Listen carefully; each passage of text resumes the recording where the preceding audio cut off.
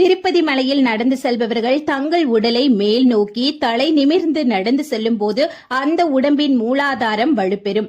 தோல் பிரச்சனை, சந்திரபுக்தி உள்ளவர்களும் நடந்து சென்றால் மிகவும் நல்லது. ஜாதக தோஷம் உள்ளவர்கள், திருமண தோஷம் உள்ளவர்களும் திங்கள் கிழமை தங்குறது ரொம்பவே நல்லது. திருப்பதிக்கு சென்று 10 மணி நேரம் அங்கேயே இருந்து பெருமாளை மனசுல நினைச்சு வழிபட்டா பல கோடி நன்மைகள் நமக்கு கிடைக்கப்பெறும்.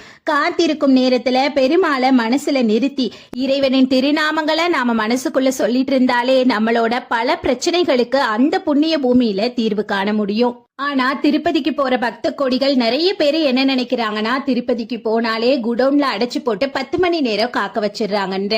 ஆனா அந்த புண்ணிய பூமியில 10 மணி நேரம் என்னங்க, அதுக்கு மேலையும் கூட இறைவனை மனசுல நினைச்சு அமைதி தியான நிலையில நீங்க இருந்தீங்கன்னா அதை விட பெரிய பாக்கியம் எதுவும் இல்லைன்னே சொல்லலாங்க. திருப்பதிக்கு போகணும், பெருமாளை சேவிக்கணும்னு நிறைய பேரு நினைச்சா கூட எல்லாராலையும் போக முடியல.